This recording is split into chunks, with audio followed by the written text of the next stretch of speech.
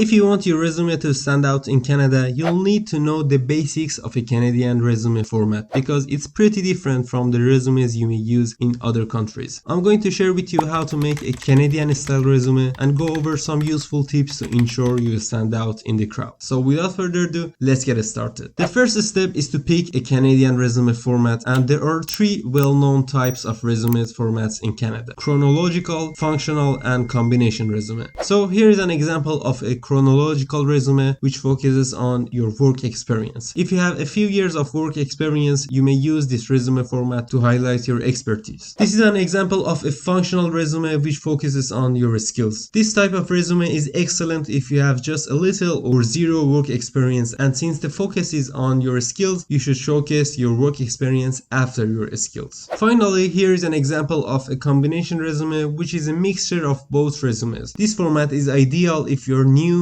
to mid-level and your intention is to highlight your skills while also showcasing your limited work experience. So to sum up, if you have zero experience, use functional. If you have limited experience, use combination. And if you're an experienced person, use the chronological resume. Now, regardless of whether you use a chronological or functional format, there are some common formats to keep in mind. Every Canadian resume is made of 5 sections: contact information, professional summary, work experience, skills, and education.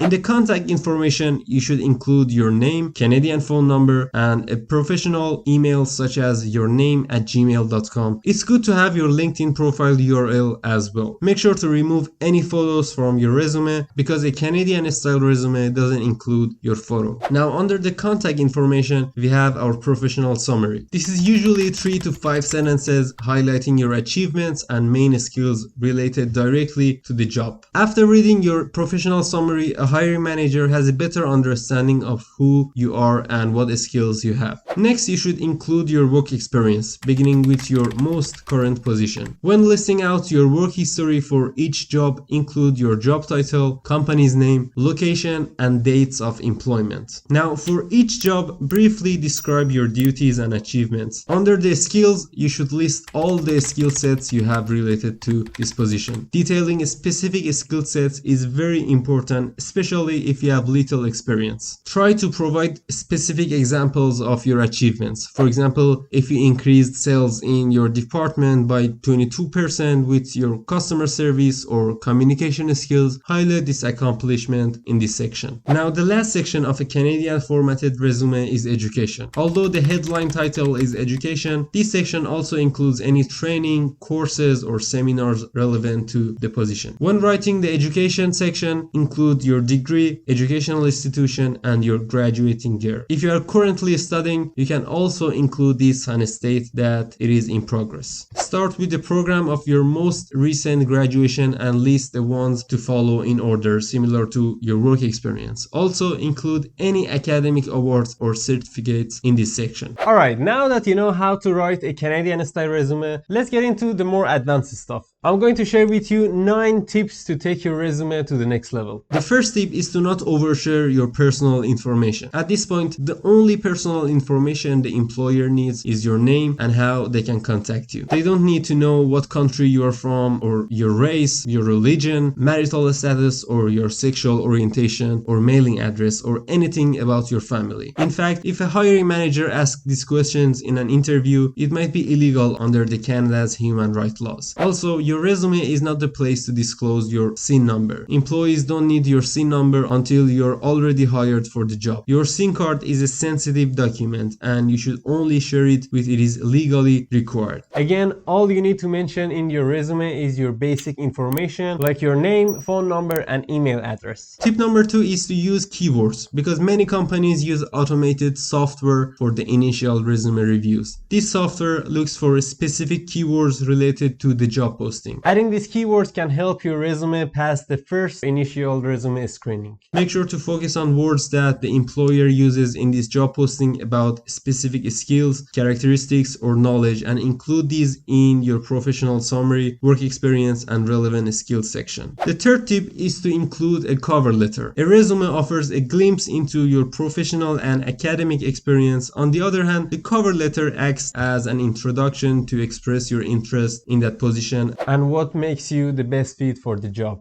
Now, adding a custom, well-written cover letter to your resume can make you stand out from the crowd and improve your chances of getting invited for an interview. So make sure to limit your cover letter length just to one page, tailor your cover letter to suit each job application, proofread your cover letter and check for grammar and spelling, and finally use a standard font size like 12 points in a font such as Times New Roman or Arial. The fourth tip is to optimize your Canadian resume. There are so many ways to optimize your resume, but I'm gonna share with you the most important ones. Make sure to convert technical terms to their Canadian equivalents. Avoid long paragraphs and font size less than 10. I personally prefer size 12. Use correct headers and include keywords that match the job description. Most resume software tend to process Word files better than PDF, so send your resume as a Microsoft Word document. And finally, use the standard format and don't include any images or charts. It's always a good idea to proofread your resume and check grammar and spelling, especially if English is not your first language. There are many free tools that can help you with proofreading, and I highly recommend Grammarly. You can also ask a native English speaker like a friend or a teacher to review your resume for language fluency. You can also include any volunteer experience that directly relates to the position. If your volunteer work requires you to use skills that may be related to the job that you're applying for, adding your volunteer experience to your resume may work to your advantage. The seventh tip is to try to quantify your achievements with numbers. For example, if you worked in sales, how many products or how much did you sell? How much profit did you bring in every month? Listing your specific achievements in numbers that an employer can understand will highlight your skills better than a generic statement. Saying that I have a good work ethic means nothing to a Canadian employer, but for example saying I grew traffic to our company's website by 23% in 3 months shows a recruiter that you know what you're talking about.